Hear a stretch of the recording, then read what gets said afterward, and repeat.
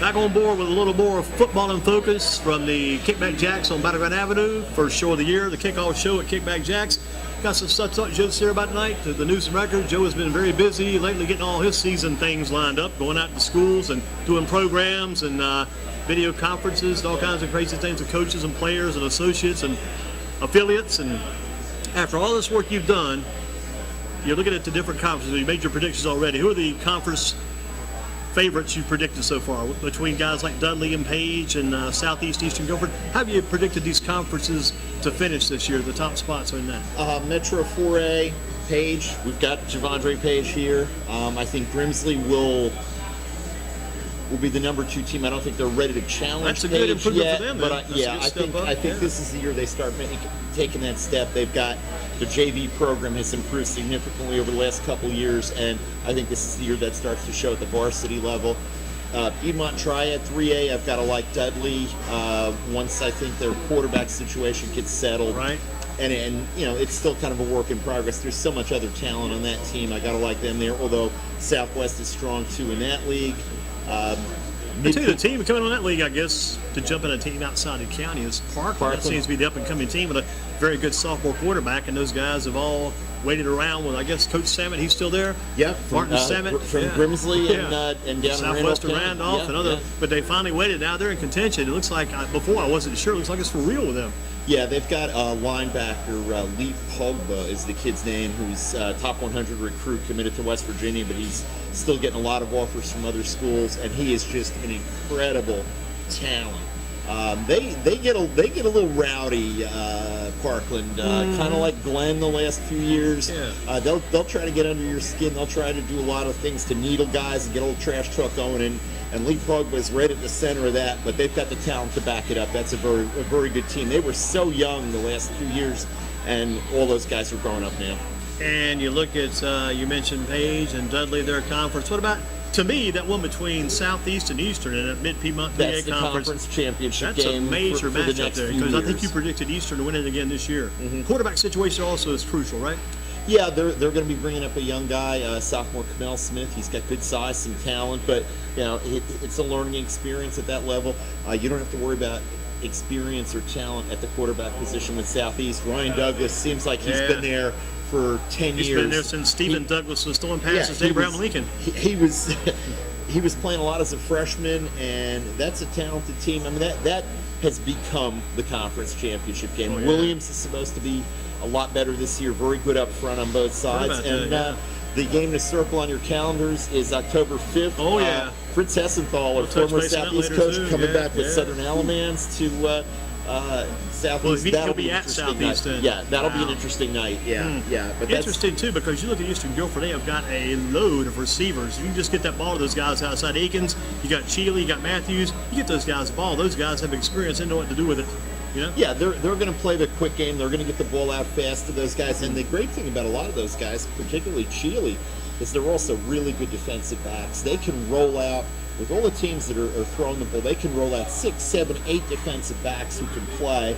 Quick linebackers, and then they've got that huge offensive lineman, Eric Walker, to open some holes. And a freshman running back who filled in last year in the playoffs when Hezekiah Newby. I mean, he had a great game, other than a fumble, against New Hanover last year. Right. I mean, there's a lot of talent there still, and a special teams weapon on both sides. Oh, the best in the county. The best in the county. Great punter, kicker, great punter. I mean, 55 touchbacks last year. He's big time. You think he would have been a senior last year? He's only a junior now. Yeah. He's a senior, and he's got to get a lot of looks from a lot of different colleges. Yeah, you don't see a lot of guys get a full ride straight out of high school, but he will get opportunities if he doesn't get that as an invited walk-on somewhere, and he's going to be kicking for somebody at the Division I level, or punting, or both. And you talked about the teams. One more quick one on Ragson. They've got a good quarterback set up over there with Devon, Devin Boykin, and also Trey Jackson. That run and shoot offense can really, they can flip that ball out there. They've got guys that can really take it and go with it. It's a fun offense to watch. Yeah, Trey Good going to Charlotte. He's going to graduate early and enroll there, wide receiver. I mean, he's a big-time talent. They want to run the ball. Johnny Boykin wants to run the ball, but he doesn't have Malachi Manus this year. That's right. They're going to throw it a little bit more. His son, Devin, is more comfortable in that system.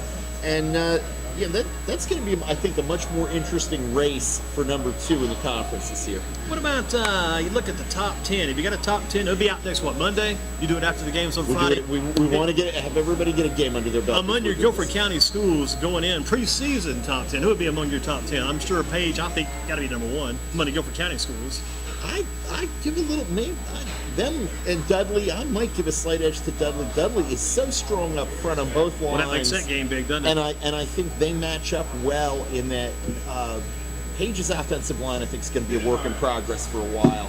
And that matches up no doubt about well. Dudley's offensive line. I got some big guys up there. And defensive line. It's Yeah. some of the same guys and other guys. Those two, I mean, are 1 and 1A to me. Then you get to Eastern, Southeast, and then you've got a group with maybe Northern, maybe Grimsley, a few Maybe other some teams. Southwest Ragsdale. Southwest, the team I should have mentioned earlier. Yeah, that's a Devin team that's Flowers probably and about bunch. 4th among that Yeah, group. yeah. John Oxy, Devin Flowers, they've got a lot of talent. Yeah, Northeast is coming on. I think they'll be good. Northern Guilford, like you said, they have 3 quarterbacks at Northern Guilford, 2 brothers out there, plus the other kid out there as well. Yeah, Tyler Flippin too. I mean, they've got plenty of talent at that position. They could not run the ball at all last year. If they can run the ball a little bit to diversify that offense and they get good line play, that's a good team. Some of our teams are still in the developmental stages. They'll be there soon, we hope. Hop Point Central, Smith, Southern Guilford, Western Guilford, Hop Point Andrews are all still building and developing. How about these Friday night games? Let's cut to the chase. Here we go. First week among the games, and we'll try to get them all in. Northeast at Eastern Guilford. I like Eastern Guilford in that Eastern one. Guilford. I think they just have too much experience and too much championship game level experience on that team. We wonder about the emotion behind Northeast Guilford after the death of Daryl Stiff. That'll help them somehow. How long they can maintain that emotional state and keep that going. Yeah, that often wears off after a quarter or a series or so, and they're on the road. You mentioned Swain, that Swain kid. He should be tough for Northeast in the backfield. Yeah, they're gonna rely on some young guys this year, but there's some talent there. And Earl Bates can flat out coach. Everywhere he's been, his teams have been better than they looked on paper because of him and the staff he puts together. How about Grimsley, Northern Guilford? Edging Grimsley there? Slight edge to Grimsley. I had that one 27-24 in my picks. Quan Nora is going to be a big part for them. They got a good running back there. Quan Nora, they got the quarterback Zealous. Christopher Zealous, John's younger brother. Yeah, Quan Nora. I mean, Quan Nora is a prototypical Darryl Brown type of running back. He's not Reggie Gillespie, but he's got that kind of ability where if he gets rolling, he seems to get stronger as the game goes on and can kind of wear you down and keep your defense on the field for a while. That game last year, I think, set the tone for both teams. Grimsley had a million, it seemed like, bad snaps in that game in the rain, some penalties and other things, and Northern snuck out of there with a win. I think that helped Northern get into the playoffs, and I think the frustration and the mistakes that night piled up for Grimsley and kept them from getting to the playoffs. That's a tone setter game for me. What about Davie County at Page? The funny thing here, I was saying to Javondre Page before the game, the last 3 times Davie County's come in there, they've won. 2012, 14, and 16, which is kind of funny, kind of odd. So this is 18. This is another even year, isn't it? Yeah. Wow. So we'll see what happens there. I mean, I think Page is clearly the much better team. But as I said, the question for me with that team is the development of the offensive line. You lose a guy like Nick Makovic, who anchored that thing for 3 years. He's a preferred walk-on at Carolina. That's a lot to replace, and I think it's going to take time. And they moved some people around on the coaching staff, and Josh McGee, who had been coaching the line, is now the linebackers coach. I think they're still getting used to each other. Plus, the guy old Redhead, Ethan Albright, out there coaching now. That's crazy, huh? He's helping out. His son Lawson is sophomore tight end, H-back on that team. He's going to be a very good ball player. You can see he's learned a lot of the little things from his dad, and you know they've got a long snapper because they've got him. No doubt about it. How about Smith at Northwest Guilford? I think I've got to give a little bit of an edge to Smith on that one, on the strength of some of the athletes they've got on their defense, guys like Nick Witherspoon, Kiori Enoch. I think it's going to be a low-scoring game. Northwest, I think they're going to be a work in progress this year. Johnny Pagano, quarterback. Yes. He's been a receiver. He's been a holder on placements. He's done a lot of things for that team. Now it's his turn as quarterback. I hope for big things from him. Ragsdale, Southern Guilford. How about that one? Got to give a big edge there to Ragsdale. I think they have enough talent back from last year. I will say Southern seemed to get better as the year went on last year. Another coaching change. Get more used to the coach now. Realizing he's going to be there for a little while. They got to have that. Yeah. That gave them buy-in. When he was back this year and they went into the off-season program, Jason Bear, Bradley, the kids seem to have bought in. He's got a young quarterback, Miles Crisp, who looks like the team believes in him, and he's ready to make some plays. And they've got athletes down there. They always have. I put Andrews at Southeast. Southeast should roll it up. Yeah, Andrews. It's going to be a building process. I hope they give Coach Kelly Clark a few years He's there. a good guy. He's a good guy. He was a yeah. part of the Rodney McCoy staff when they won a state title in 2013. And he cares about that school, and he really cares about those kids. And you want a guy like that leading your team. How about Carver at Dudley? Same story. Dudley runs it up. Yeah, Carver was really good at one point, but that series has gotten to the point where it's over after this year. Dudley is replacing them with West Forsyth. That's a big in that change. slot. Yeah, going from a 2A that's struggling to a 4A power. It's going to be a huge draw for Dudley because of the way West Forsyth travels. But that game will be the score that Dudley wants it to be, basically. What about Southwest at Reynolds? Think Southwest and Devin Flowers get off to a good start? I definitely like Southwest in that game, but Reynolds is coming on the last year or so. That was a very close game last year. What about Western Guilford at Moorhead? Western doesn't have the numbers they probably need, but they've got a few quality athletes. Yeah, Moorhead I saw a couple times in jamborees, and they're better than they were last year. They're a lot like Western, and they don't have great numbers. They don't have tremendously big kids. Western has a couple of big young men. Eric Hicks, I believe it is, who's about 6'6", about 320. Yeah. If they can get their big guys to be a little more physical, I've given a slight edge to Moorhead on that, but that one could go either way. Parkland at Central. I like Parkland in that game for a lot of the reasons that you talked about earlier. I think Central, I think Wayne Jones will get them where they need to be before the year's over, but I think it's going to be a little rough with different quarterbacks. And he said his running back, Godfrey, may be out or banged up for this week. He That's a big tweaked his difference. shoulder last Friday night during the Jamboree at Grimsley, and another key guy for them, Mason Bowers, two-way lineman. He tweaked the knee, although he came back into the scrimmage, but they need those two guys at 100%. They've got Trent Westbray, who's just a freak receiver. athlete, and a lot of strong, tough kids there, but quarterback change a little bit. They need Godfrey to carry them until a quarterback gets settled. How about the wild card? Got Southern Alamance at Western Alamance. Fritz gets a W or otherwise. What do you think? Western Alamance is really good. That is a program. Hal Capps kind of built that, and Jeff Snuffer took over, and they haven't missed a beat. That's a team that kids come and go, and that's a program. They are solid. If Fritz can beat them, then he's really got something, and I think he knows that he's going to be up against it in that one. Are we going to see improvement in the use, care, and design of high school football helmets? So will everyone upgrade to the grade 5 helmet, or do we go with the reconditioned models of a lower grade helmet or helmets? What about the helmet situation? I think things are trending the right way there. I think the Guilford County schools and Rockingham County schools do a good job of trying to get kids into the best helmets that they can. No helmet is concussion proof. It says that right on the back of the helmet. The experts say that.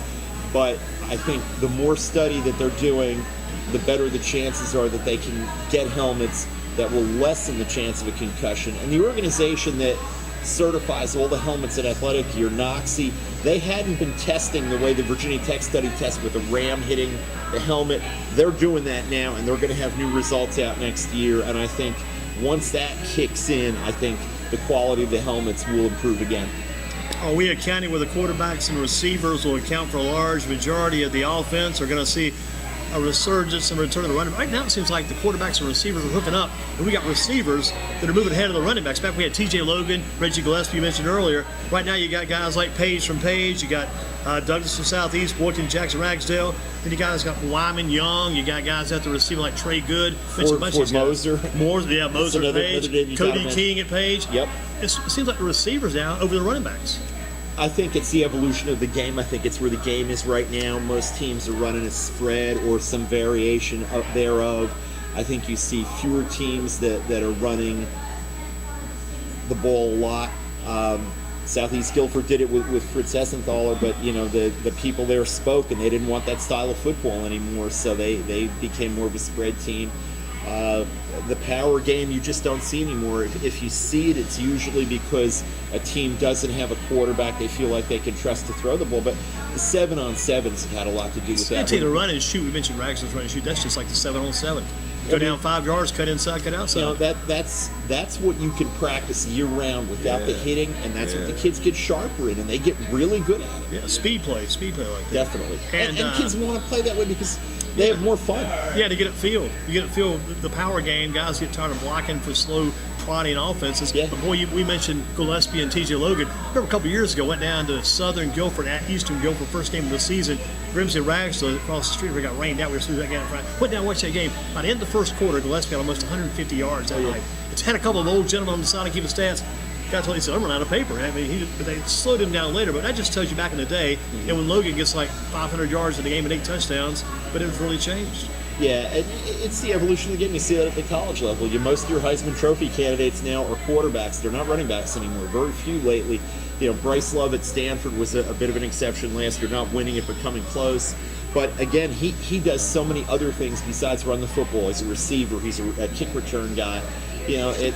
Versatile athletes, quicker athletes. You see fewer of the bigger, overpowering running backs because it's so hard to overpower the defensive guys. They're so big, so strong, so fast. You can't overpower them anymore. And that one guy you mentioned, Quan Nora, he might be the exception to the rule. He might be a guy to watch this year. And Sincere Davis over at Page, another good running back. He can run it between the tackles. I mean, it's almost a change-up. It's almost hard to prepare for. It's not quite as bad as in the ACC where everybody that has Georgia Tech on their schedule is like, oh no, we got to prepare, start 2 weeks earlier because of what they do. We have to work in stuff while we're preparing for another team. It's not quite that bad, but it can change a game. They play clock with you if they can get ahead and run the ball. It has its advantages, especially as a wild card now. Do you see maybe Page, Dudley, Eastern or Southeast among our teams will be ranked in the state's top 25s?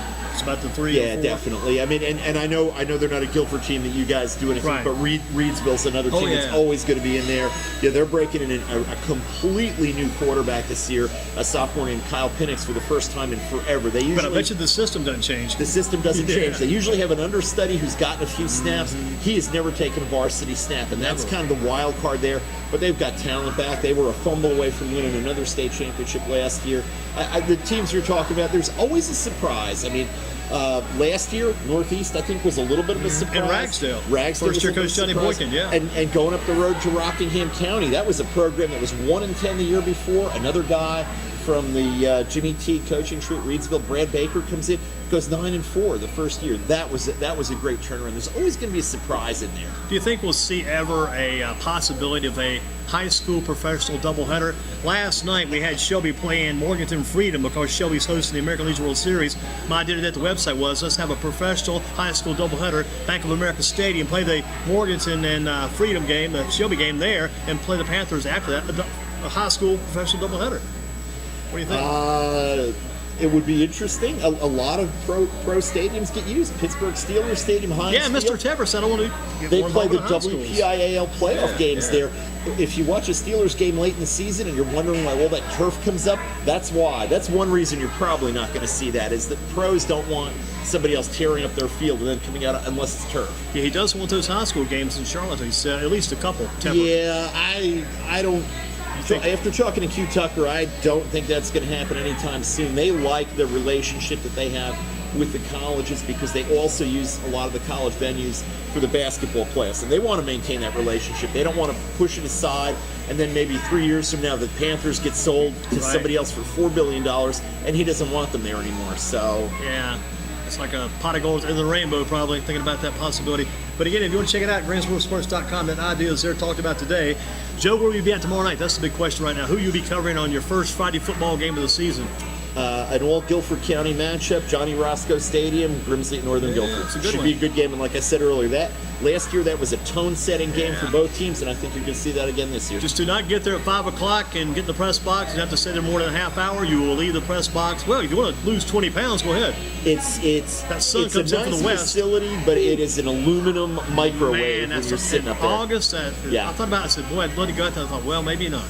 We're going to Eastern Guilford for our crew tomorrow night, Eastern Northeast. Another very good game. Yeah, it should be a good backyard battle. But boy, that Northern Guilford about there a number of times. First Friday in August, and you're that is the hottest place in the world. And you're praying for that sun to go down behind the trees. Oh yeah, get down behind those trees. On the visitor side, sometimes you can't see your computer on your screen. The glare is so bad. Or so tough. Let's don't say bad. Let's say tough. Yeah. Another good defensive word. Joe, excellent job. First Andy, week. thank you. We'll get you back in again. I know you're busy. He's got a lot of shows going on. He's in Winston. He's in High Point. He's in Greensboro. But I'm always going to have time for you. Appreciate that. Dennis White will be